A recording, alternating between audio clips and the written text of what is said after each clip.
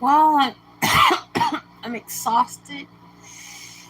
I did a little housework, but I need to do a lot more. Oh, I'm achy all over. I had some jello. I had soup like 4 hours ago, maybe even more. I cooked, so. But I feel to create some videos. I wanted to work on art. Why did I want to? Well, someone once said, if I don't do it, I, I'll die. I have to do art. I'll have to, I have to do art. So I'm just too exhausted to think or talk straight. Hmm. But I've been a little bit sad because my sweet little husband has been sick and his internet has been bad.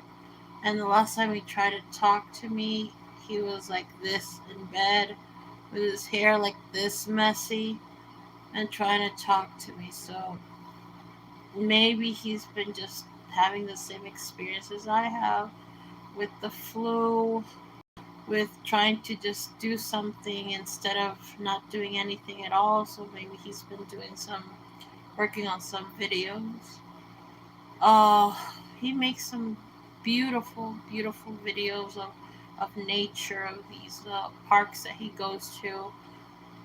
And I call it parks, but they're just beautiful landscapes of brooks and mountains and like grasslands. Beautiful, beautiful.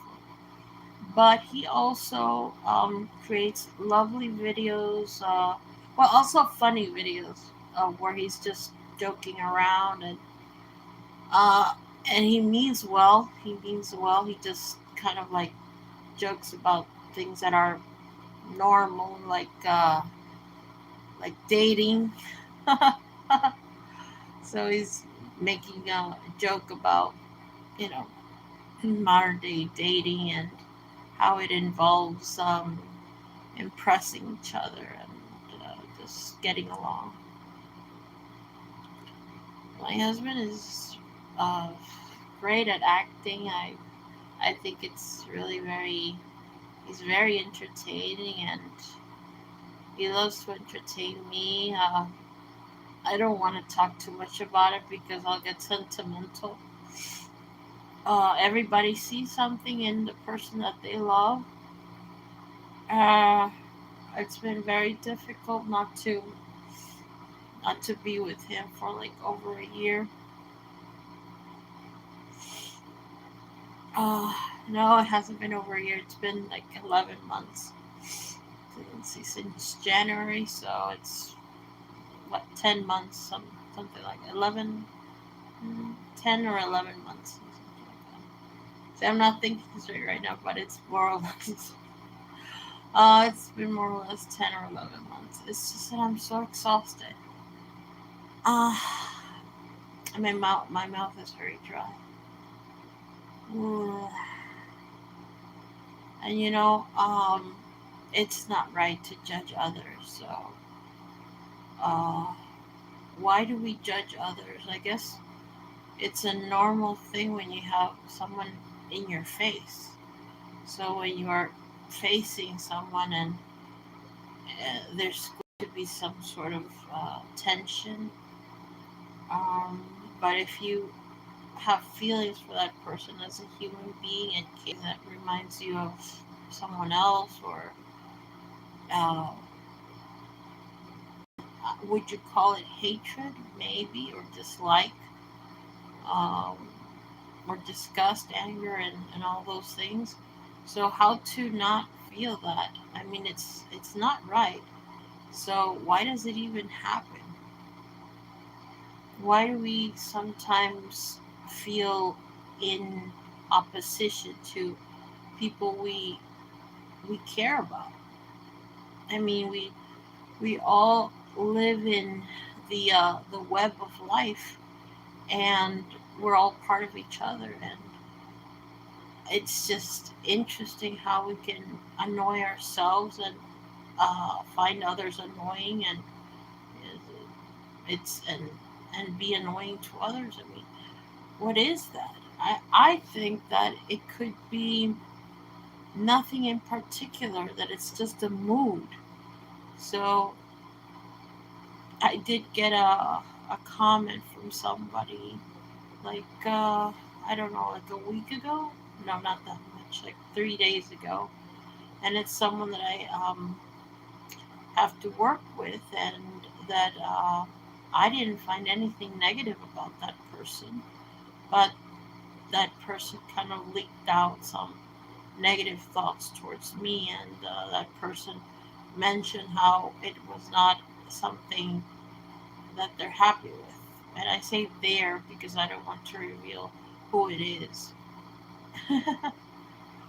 It's funny, right? Because if I say he or she, I'm revealing something, and I don't want to reveal anything. Working with others, it there are a lot of people we have to work with, and when I say have to, it's because I do like doing things on my own. Uh, I guess it's because of practice. If you have good practice working with others, or you consider it, then because sometimes wait, let me just say, sometimes we live in a mood or attitude, or self consciousness, like in this, similar to the story of um, the Wiz, the Wizard of Oz. These stories are really about not recognizing that we already are smart, that we already have a heart, good feelings for each other, a heart,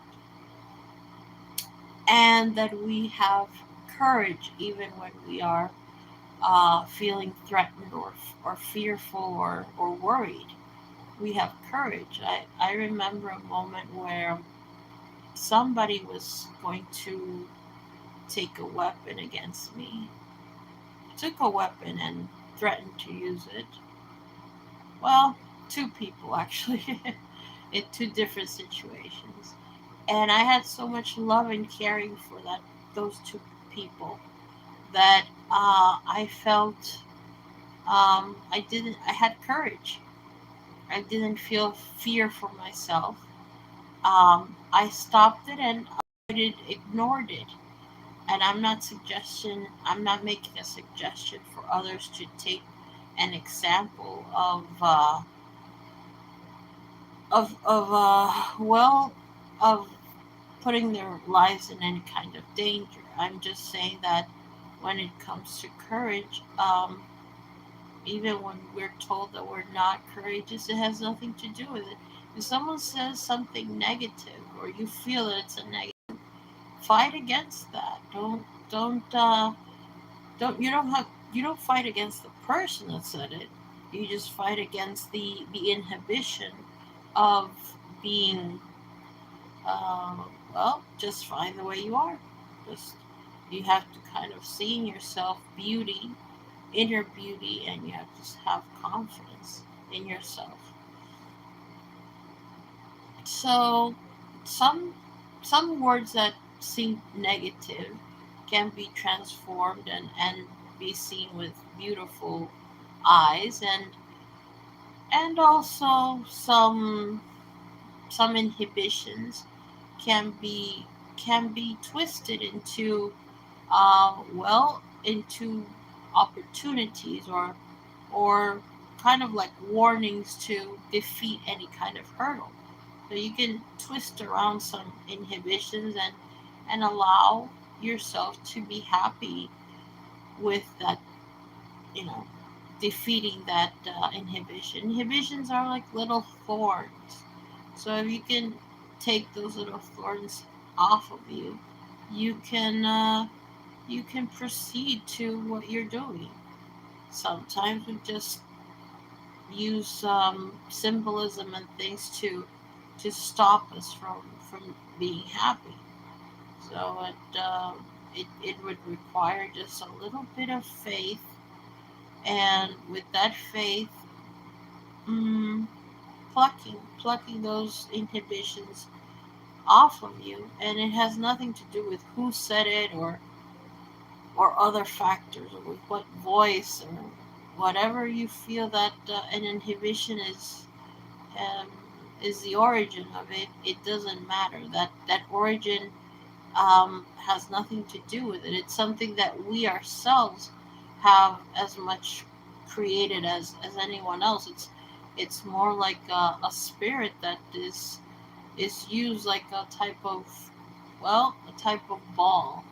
So you can, but that ball is malleable. You could just change it like nothing. As long as you find where the inhibition um, is in yourself, you can find it. You can transform it. But once you transform it into a positive, don't transform it back into a negative. Don't don't do that. Sometimes life can be similar to a coral reef that just goes in and out of its shape, or the but it's a superficial part that goes in and out. You have to be strong on the inside. So going in and out because of currents of water, that's something you can defeat by simply imagining it as a type of clay that you are forming. That you're using that clay to form your very simple and easy um, new vision of well of something pleasant for yourself. It could be almost anything. It could be saving some money to go to a very nice restaurant, or it could be uh, it could be to do very good deeds to feel good about yourself, or to win some rewards for the afterlife.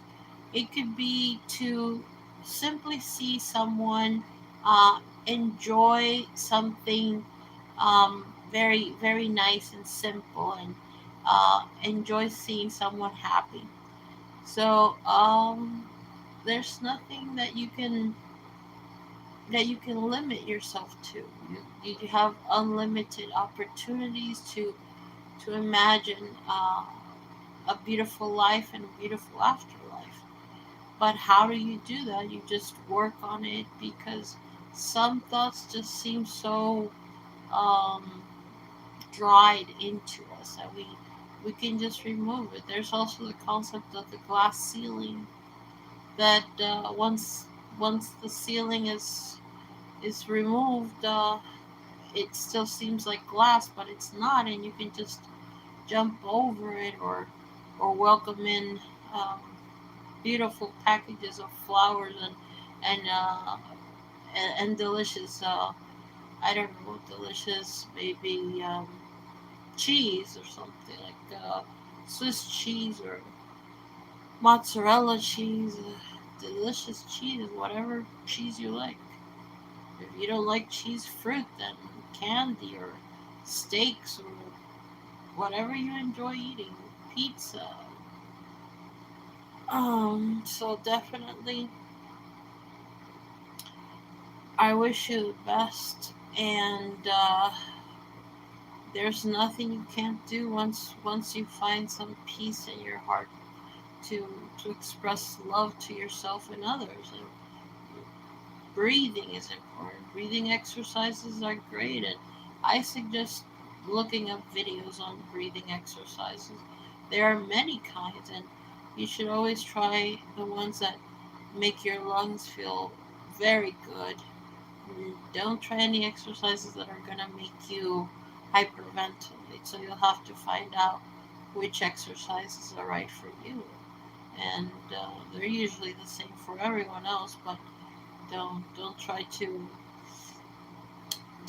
to use suggestions from others that have not um, that have not tried specific breathing exercises. You want to be able to recognize breathing exercises are going to be legitimate, that are going to be good for you. So if you see someone going like that doesn't make any sense. You you have the senses to. If you don't have the sense to find these breathing exercises, maybe you just are exhausted and you need to rest. So not everyone's going to have the same mm, preparation of what to look for and what not, because we all have different knowledges. We all have different things that we forget and things that we remember and things that we learn. So it's okay to have different needs of information. And nobody has to judge you, and you don't have to judge yourself. You just have to know what's going to be um, good for you. So, yeah, just know what's good for you. Take care, and hopefully you'll be able to rest well. I don't always get to rest well. Other people I know don't always get to rest well. We are human. We have there's no stability when it comes to our experiences. Our experiences vary. Our experiences are diverse. Our experiences include danger, excitement, discomfort, and comfort. There's no stopping life. Life has to continue. I always do suggest, if you're going to make a well, make sure there's a sentinel to use to make sure there's no arsenic in the water. Some sentinels can be a crab, a lobster, and they don't mind the arsenic. So it's good to know when it comes to water from wells. You don't want to break the rail guard. You don't want to make arsenic leak into the well. That doesn't mean that there's going to be red rail guard in every place that water is going to be extracted from a well, or well, I wouldn't say extracted, but that's going to be accumulating in a well from from a water furrow, a water wait water tard that's over the water. Oh my goodness. I need to practice my geology. So yeah, water chart that's made of rail guard. You don't want to break it. You'll have to have a technology to make sure that the rail guard itself is not going to be mm, dissolving into that water, and it probably might. I mean, you'll need something to either filter the water or a sentinel. Oh my goodness, it's just a sentinel will help you to recognize if there is arsenic in water. But if you do know that you've broken rail guard, then yeah, there's going to be arsenic in that water. I'm pretty sure that the water is going to make the stone anyway dissolve into the water some arsenic. I'm not really sure. I haven't practiced that yet. I mean, the research I haven't looked into that research. If it's available, I don't know.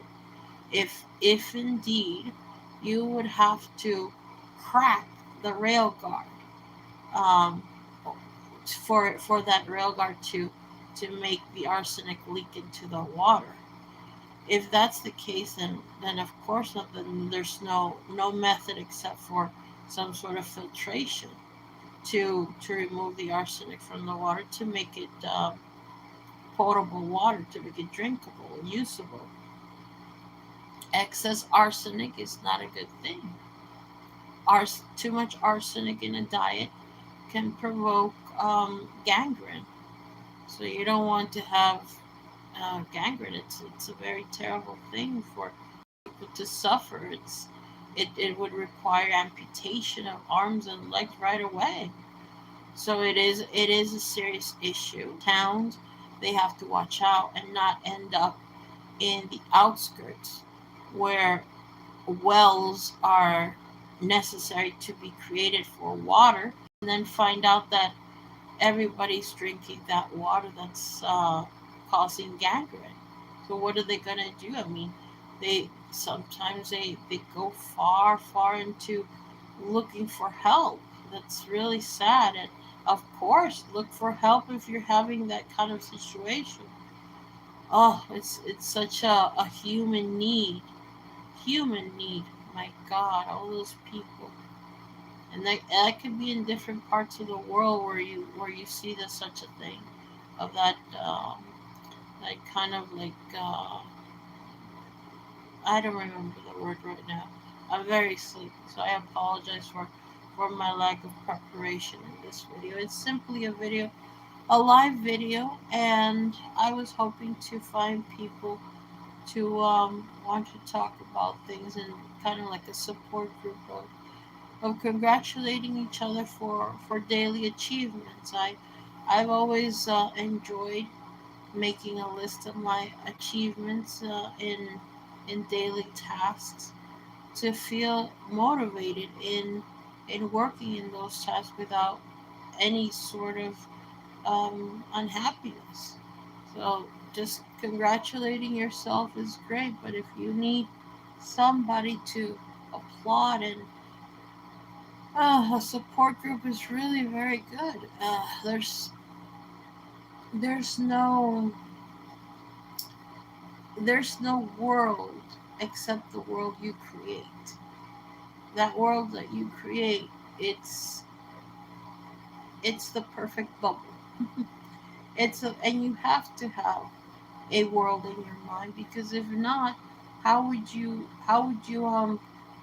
exist? How would you what belief would you have? You have to have some belief in some reality because if you don't have beliefs, everybody believes in something. If you don't have any beliefs at all, how would you function? How would you go from one place to another? And how would you interact and take care of yourself or allow someone to take care of you or just blend into to uh, to the infrastructure, to the travel, to the transportation system like airplanes and cars and bicycles and walking. I think the greatest transportation system that has ever been created are shoes.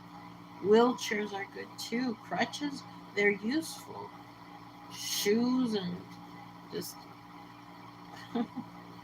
I wrote a song where I mentioned walking or yeah, walking barefoot and you know, that's a phrase that's been used a lot, walking barefoot, especially in lyrics. But I hope you'll enjoy it. I hope you'll visit my channel and enjoy the songs. I'll try to update the playlist where I put some songs there too.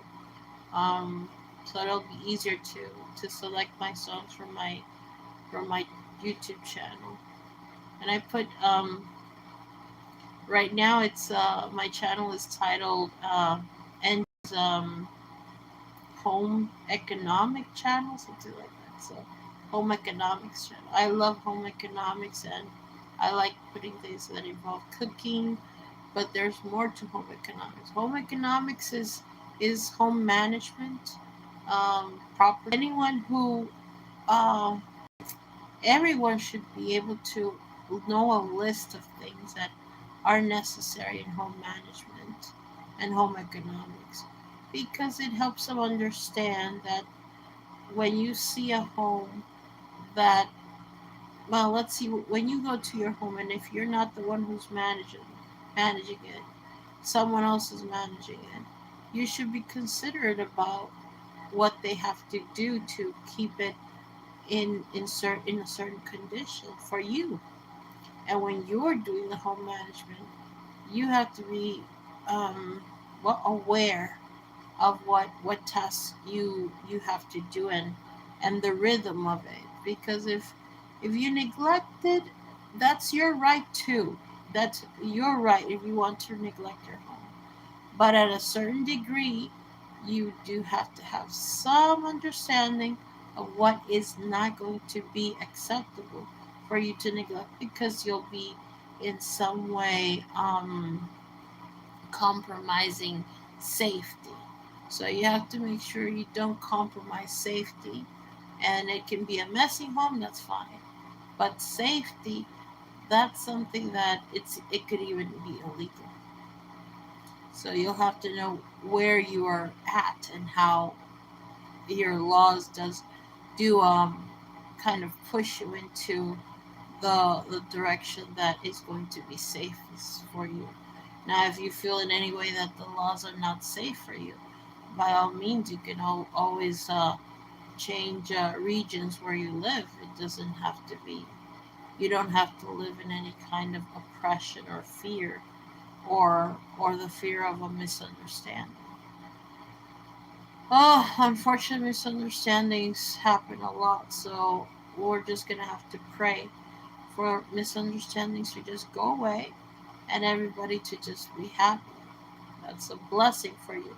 So I'm sending you a big blessing that you have a lot of luck, a lot of happiness, a lot of prosperity, a lot of health, and a great afterlife. A great afterlife. An infinite happy afterlife. So take care of yourself, and whatever you can do for others, make sure it's consensual, that they want that kind of help. And if they just don't know how to express it and they're saying the wrong thing or the wrong word, look into your heart and try to see if that's the case.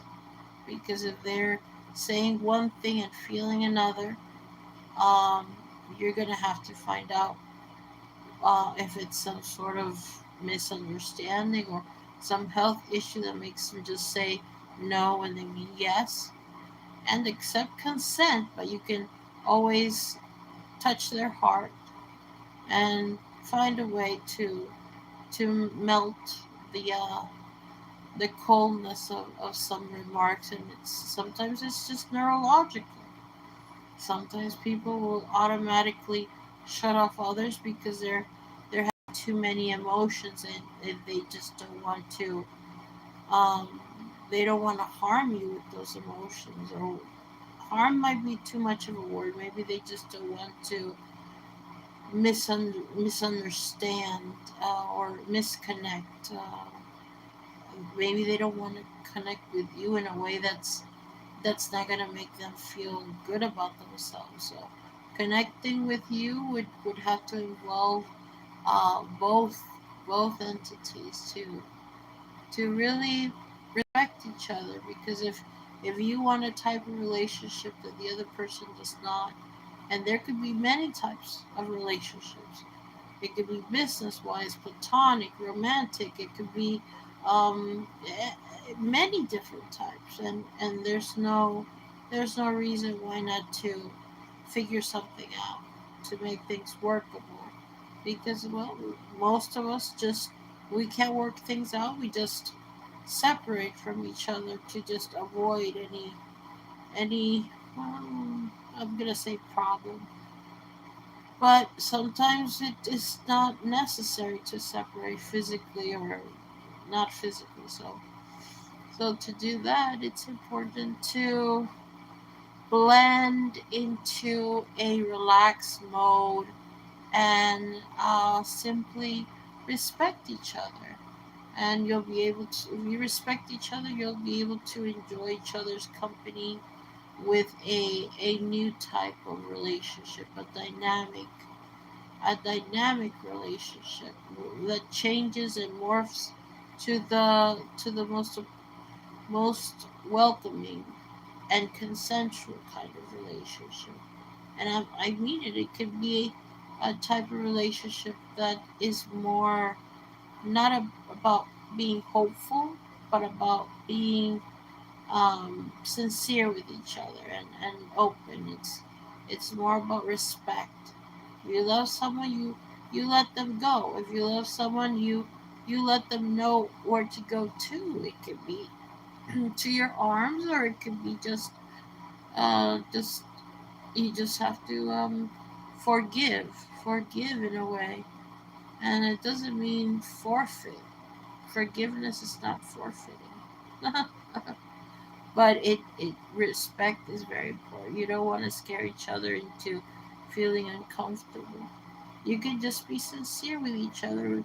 It doesn't have to be in a very emotional way. It can be in a very relaxed way of just, well, of respecting each other. Respect and love. What's better than that? It's beautiful. It's beautiful to respect and love each other. And really, it's when it comes to um, there's always the moment that you just have to allow another person to be themselves and have their happiness, and forgive even promises, because sometimes promises are impossible to keep, and sometimes we just don't want to keep promises. So when a person just doesn't feel like it anymore, you can always give them some time to either become the person you knew, or change their mood, or just go through what they have to do, because ultimately you have to respect another person's private life, their body, their time, their mind.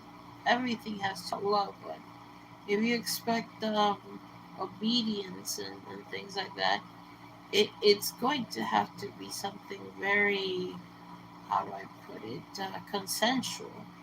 It's not right to expect the person to not have their own minds and our own thoughts and feelings, and mood is a part of that, a very big part of that. So take care, and always remember, when you love someone, you respect them, and you ask them what they want in their lives and what not, and whatever they say has to be something that matters to you too, because if you care about them or you value them, it depends. It's very general when you say it that way, very general. But dynamic relationships are relationships that modify and change. I'm not saying that you should go against your own beliefs, not saying that you're going against your own feelings. On the contrary, I'm just saying that you don't know until you speak with a person, and sincerely, and you come to a type of agreement or understanding that there's nothing being hidden or unsaid. Um, there's also calm. Always talking to each other with calmness is going to avoid a lot of things that are unfortunately not avoidable for other people, because they haven't gone through what you've gone through. So always remember what you learn about your virtues. Being calm is a virtue too. Take care. Enjoy your life. Blessings for you.